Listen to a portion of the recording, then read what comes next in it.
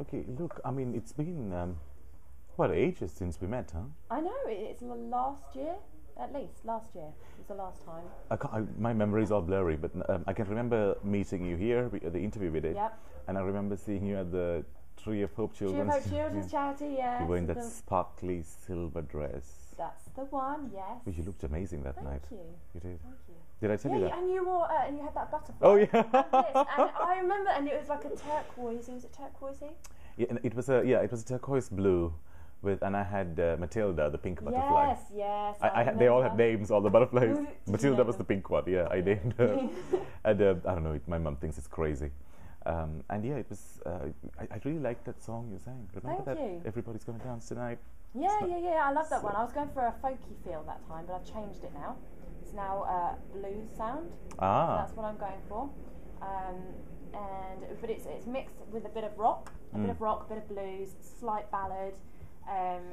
So I've just sort of changed it around really. You know, I was experimenting a lot, and I just thought, no, I want to go with a little bit more soul. You know, that kind of style. I remember you performing because you kind of warmed up the audience very well. Thank I think because everyone was kind of. Because the thing in London is in the social scene, a lot of people go to events. A lot of people are afraid to network. A lot of people are afraid to approach somebody. People are shy, you know, and people are in cliques. But I think once you sang, the room changed. It was amazing. For those of you listening, she's a great singer. And you know, the room changed and the mood changed, and everyone started really happy. And then you sang something else, and I remember it was very good. But I just can't wait. I heard about the album that you're doing. Yeah. What is it? What's going to be? The album is called Contrafiction. Okay, so like, you know, contrafiction, like contradiction, fiction. It's talking about the way we see the world. Yeah, you know, that kind of thing. It talks about the world we live in, poverty, global issues, as well as, you know, personal things. So hopefully it can really be something that people relate to. I didn't want it to just be all that slushy stuff, you know, like boy meets girl and broken hearts. I know. You it's so funny because I always think it's so predictable because all the girls at the beginning it's all like, I met an angel, you're wonderful, you're beautiful, waking up next to you. And then it all goes tits up, and then it's all like, get out, I hate you. I don't need you. You're never coming back and all that. But the guys, it's slightly different, but it's almost the same. First, it's all, you know, she's amazing and she's mysterious and beautiful and everything. And then when it all goes tits up, they're always like, please forgive me, I didn't mean to do it. It's really so crazy. Yeah. I just met these guys from a new boy band that's just forming. Okay. They haven't even performed anywhere yet, and they wanted to perform at my event. And when it said boy band, I was like, and they were like, no, don't stereotype us, don't stereotype us. We're not going to go on our knees and say, please forgive me, and cry about girls. I said, okay, but, and I said, so what's your team? And they go, we're going for like semi-nude, implied nudity. I was like, and these guys have a strategy already. They're good singers, but they want to show off their bodies, you know, and they want to get as many girls as possible. Like, it's so funny. How many of them are there? Seven. Wow. I know. Wow. And we were in Starbucks, and they were like showing me their abs, you know, and showing me their legs and everything, saying that, you know, they're doing this really rigorous workout. And they was like really prancing and preening, and everyone in Starbucks was looking at them. And I think they just loved the attention. Wow. Young guys. I think it's a very male thing anyway, to prance and preen. I mean, I just love attention. If nobody tells me I don't look good, I get really annoyed. Especially if I'm dating someone, they have to constantly, like, at the beginning of the dating procedure, they know you need to keep telling me how amazing I look on a daily basis. Okay. So what would happen if you were on a date and it was a first date, all right, and they didn't praise you at all? What would you do? Would you speak to the lose and not return? Or? No. I would not say much, but instead I've been thinking, what the hell, you know. I do flatter people a lot, and I say things. But if no one tells me you look amazing or you look attractive, or I like that. I mean, recently, my esthetician Karina, whom I kind of fancy, you should listen to this. She says these funny things like. She said something like, "You remind me of my brother, or remind me of my father." I was like, "Well, it's not very sexy." And she was like, "Well, you know, it's a compliment." And I said, "But it's not. That's not a compliment. A compliment is you look amazing. You make me horny. I want to have sex with you. That is the compliment." No, you look like my dad. You know, yeah, you look like my dad. Oh God, like it's a total boner killer. Yeah, exactly. I know. Oh, then, anyway, coming back to your song. Yes. I just because I heard that you're going to have a launch party for the album, the Contrafiction launch party, but someone's joining you on it, right? Who is it? Yes. Well, it's being organised by David Silk. He's an ex-BBC guy. I know that name. You know him. What a fabulous name, David Silk. I know, it is, and he's just wonderful. He's a really nice guy as well. Good evening, ladies. I'm David Silk. You're going to change your name now, Emmanuel Silk. Yeah, Emmanuel Silk Ray. Emmanuel Silk hyphen Ray. Silk Ray. that would so suit you. But yes, so that's the 1st of April. Right. And it's usually like a jazz night, that kind of feel. But we are dedicating the night to an album launch. So 1st of April, but the venue is to be confirmed. So I did remember when we talked last time on the phone, we had this chat, the late night chat. Yes, remember that? I do remember that. But I'm gonna, because I have a friend who told me about a certain venue, and I'm gonna have a look at it on Tuesday.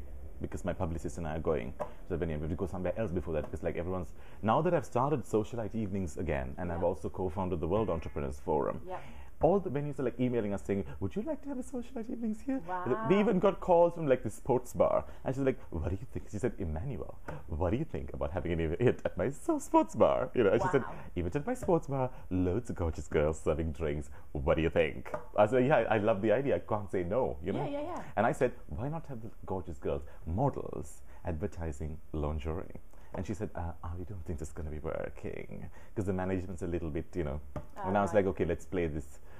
So people come to us and say, we want this, we want, we can have your event at our venue, have this here, have that. And I'm so tired of, working every day and going to see places and going to meetings and everything. And finally I thought, okay, I will let the people who work with me go to the meetings. Yeah. And I will just, be on the phone if they need anything. Yeah, good idea. So it's great. So, and people always ask, like, this is a bit of a trick. I shouldn't be saying this on camera, but people go, oh, where is Emmanuel Ray? Why isn't Emmanuel Ray here? And they'll be like, oh, he's very busy. I love that. He's very busy. And they're like, oh, but we're having a drinks reception next week for something, blah, blah. Oh, we would love it if Emmanuel Ray wants to come. And I'd say, okay, yeah, well, I'll think about it. And then just a day before, I'll say, oh, guess what? I'm feeling pretty blue these days, so I just need to have my spirits lifted up. I'm going to come to your venue. I chose your party to come to. And that makes to feel better. Special. And they're like so thrilled, like kids. It's so funny because, I never felt like, because, I'm just becoming popular. I don't consider myself a celebrity. I guess I'm a public figure of some sort. But yeah, definitely. But it's so weird when people started acting different towards you. So how do you mean? What do you mean acting different? It's like before, like, they're rude, they're bitchy, they don't really care. But now when you turn up somewhere, they're like, oh, good evening, Emmanuel Ray, how are you? Mr. Ray. Hello, Mr. Ray. They say that. Hello, Mr. Ray. Can I get you anything? So how are you doing? Oh my God, you sure so amazing. Can I get you anything? Do you need something? No. I said, no, if I need something, I'll ask you what I need. Like at the Westbury Hotel, I was there for the fashion's finest fashion show. Were you there on the Saturday? Because I was there on the Sunday. I was there on Saturday. Yeah, okay. Everywhere I turn, like, staff are like, oh, good evening. It's very nice to see you. Blah, blah. Would you like to say, oh, we have a new cocktail at the bar, by the way. Would you like to try one? And my friends were like, say yes. They ask for 5 more. Yes. They're always asking for freebies. And it's so funny because if I don't have the time to get the freebies, and the interns, the assistants, they deal with all that. And I tell the girls, you write about it, you take it. So friends get pissed off. My sister gets really annoyed. She's like, where are the products? You haven't sent me products for about a month. And I was like, well, I will send you products soon. And she's pretty mad. But I'm sure you have the same, like when you, like before you started becoming a singer, and now people are getting to know who you are. You're getting a lot of work offers now. You're performing at venues now. People do tend to treat you different, don't they? Yeah, and it's nice because it's nice to know that if you're introduced to someone, they go, oh, I've heard of you. And it's really nice, it's flattering. Yeah. And I don't know, it's still hard work, but it's more people chasing me rather than me having to pick up the phone. It's amazing. And it's an amazing feeling. It's good, isn't it? Yeah. But I mean, it's still hard because you have to balance it all and fit it all in and all the rest of it. I'm always worried that I might screw it up sometime. So I'm always like, it's like I always have this emergency bag in my living room, so that if something happens, I could just run away back to the island to Sri Lanka. So like if I screw up everything, so I've got all like the important shit packed up. actually in your bag? I've got to know this. What's in your emergency bag? Well, I've got like a little kit for like traveling, you know, toothbrush, blah blah. Then I've got condoms, of course, and lubricant, and I've got some a box of man-sized tissues, and I have this emergency like products, grooming products, just to make myself look. Because I thought if everything gets screwed up and I lose everything, I may as well look good as well. And just basic clothes. It's got like linen stuff, and I can't remember the other stuff. Oh my God! I have like a toolkit as well. Okay. And a little toolkit, and I just put stuff in there. It was this weird moment when I was had just come out of this severe bouts of depression I was dealing with, and I was feeling very happy and very euphoric. But something happened. I felt something, and I just suddenly went and started putting this thing together, and put it these boxes and started and I got this little suitcase and put it all there and just kept it in the middle. It's in the middle of my bedroom, and it's just there. It's been there for months. And I don't know, it's so weird. Every time I look at it, I think, maybe should I put it back? No, maybe I should. It's like, this is so weird, so eccentric. Weird. It's like it reminds me that nothing is permanent in life. That's true. And that anything can happen, and that I have this fear that everything I have might be snatched away suddenly. I feel like that too. I was thinking about that last night when I came off the phone to you. I mean, not because it was related to you, but I mean, you do panic, don't you? You want this so much, and then the more you get, you think you're going to feel more peaceful, but the more you get, the more worried you are that everything's going to go. It's agitating, my God. It's like if when we didn't, I mean, the Asian Film Festival wanted us to come and something happened there, and then you know, it's a bitchy industry as well, and there are people who don't really like me who go to great lengths to undercut, you know, and I was supposed to be doing this big speech at this human rights campaign, and they didn't call us, and I was telling my publicist, I was like, oh my God, something's happened. And he was like, stop getting so agitated. Why are you getting so agitated? Why are you getting so worked up? I was like getting really jittery and agitated, thinking, you know, and like when they confirmed Gibraltar Fashion Week, I was very happy. And then when we didn't hear from them for about 3 days, I was like, oh my God. And then David said, look, no one's going to contact us on a daily basis. It's fine. It's all confirmed. You've signed the agreement. I was like, oh yeah, okay. And it's just, I'm always on edge. He's a good guy to have, isn't he? He's a good man to calm you down. David is perfect. David, and then there's Ian, who's filming this. Ian Clark from Red Power Station. Say hello, come and show your face. Hello, Ian. This is Ian, the teddy bear. But you know, Ian, they keep me grounded, Ian and David, and then there's Hasnat, the assistant. And even the women, some of the women I'm with, one or two, like Karina especially, she keeps me grounded as well. So the other girls, I don't let them get involved in my work because they're too chaotic. And I don't want to work with people whom I'm sleeping with. You know, that's a good rule to have. I've changed that, because before I used to just sleep around with everyone. Anyone who was attractive and available, it just happened. So I said no more. And even when interns and assistants tease me, that's mean, isn't it? I've learned to control myself. I'm so proud I actually have self-control. I mean, there was this girl who, I won't mention her name, but she was stunning. My God, she actually sat on my lap. And I just dangerous territory. Yeah, I just went to my blood went just cold, and you know, it's just I got goosebumps and everything. And I said no. She knew what she was doing. Didn't she? Oh, she knew.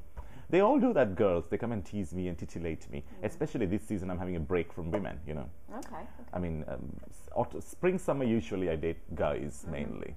Women, I go back to them in autumn, winter. Really? Yes, because autumn, winter is a good time in fashion. Plus, women get all snuggly and they want warmth, and you know, I don't know. It's just autumn, winter. Women change somehow. I can understand that. But you have to pre-plan. You know, it's like a temporary. It's a fling. So by the time you get into winter, but by the time it gets to Christmas and New Year, you know, obviously people are with their families. And I usually have all these temporary relationships and casual flings, and I'm usually the other man as well. So you know, for Christmas and New Year, you know, they all go. They go to their families and their loved ones, their wives and husbands and boyfriends and girlfriends. So you're basically left alone. I know that feeling. I've been there once. Jesus Christ, it's just horrible sometimes. And even though you know, like I'm like it's me. I'm the one who's not wanting to commit. But still, you think this is pathetic. I'm actually alone at Christmas. So I wanted to ask you actually, speaking of events and stuff, what were you doing on Valentine's Day? Valentine's Day, oh God, I met, actually the guy who gave me this shirt, Isaac Kotlarevsky, the brand, and it's Jeremy Kay who runs Smart Tailor, and he said, look, let's go to the Langham Hilton, and we went there for a few drinks, and we are just chatting away and everything, and people treat us different. And then later we realized everyone there were like couples, and they thought we were a couple. And Jeremy's straight, married with kids. So they were like, no, we're not a couple, we're not together. And then next to us, there was another couple, a straight couple, you know. Yeah. And this girl, she was gorgeous. She was from New Zealand, and the guy was. The guy has this company that invests in hotels, and she works in luxury brands. So they both kind of got money, and you know they're like showing off, and you know, and crystal champagne and all this stuff. So they thought we were a couple. So when did you two meet? Tell us your story. I said no, and I said, but this is weird. And he said, but it's Valentine's Day. That's why. I was like, oh my god. So on Valentine's Day, I was looking at shirt samples. I was trying on different shirts at the Langham Hilton, and oh my god, I don't know what it is about clothes and shoes and suits and bags and accessories. I love them like my children, but only for a short time. You know, after the 2-3 wears, that's it. I don't want them anymore. Yeah. You know, I give them away, and then I get new stuff in. But that's why you're a fashion icon, because you don't just stick with the same thing. You know, you're always on the lookout. It's really funny when people say fashion icon to me. But it is. You won that award. I know, but you know, I still can't believe I won it, because I think I'm one of these guys who like accidentally ended up in the fashion industry and somehow got noticed and got maximum votes. Because you know, I don't consider myself fabulous and fierce. I don't do all the fabulous stuff the guys in fashion do. I can't multitask for shit, you know. They do the iPhone, they blog, everything's just, you know. Yeah. I can't do any of that. And they know everything about fashion, like the next collection, the trends, blah, blah, blah, who wore what, when, where. When people tell me, oh, you know, that shirt you wore at that event, it was amazing. That clutch you had, it was so gorgeous. But I didn't like the shoes, though, because they were like too loud. But the ones with the spikes were gorgeous. And I can't even remember which ones they're talking about. I'm like, my God, these people are actually following what I'm wearing. It's so odd. Because, you know, I always think, my God, what if they see me when I'm looking scruffy? Because when I look scruffy, I look horrible. But I can't imagine you going out of the house looking scruffy. Oh, I do. Oh, God, yeah. Yeah.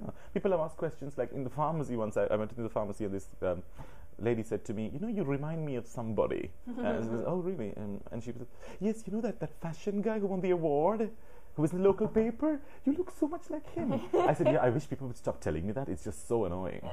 Is that what you said? Yeah, I said, it's so annoying. Then somebody says to me, are you Emmanuel Red? I'll go, the last time I checked I was. You know, like, that's my suave answer on a good day. Like, you know, when I'm in the supermarket, like, sometimes people come and they're shopping, and then they look at you, and then they whisper to their friend. And so they kind of pretend, come and, like, take things. Yeah. Like, excuse me, are you? And I just get really sore. If I look good, I go, the last time I checked I was. And then they go, oh my God, you're so funny. Sometimes I go, it wasn't me. It's not me at all. And yeah, I know it's crazy, because at one point I was at this show, and my sister didn't recognize me because I was so made up and styled. And they like thick foundation, fake lashes, like really like bob kind of hair. She didn't recognize me. I said, hey, it's me. And she went, oh my God. I love that. Are we done? Time. I think, yes, the time is... It's time for our... 10 minutes. Oh, right. Let's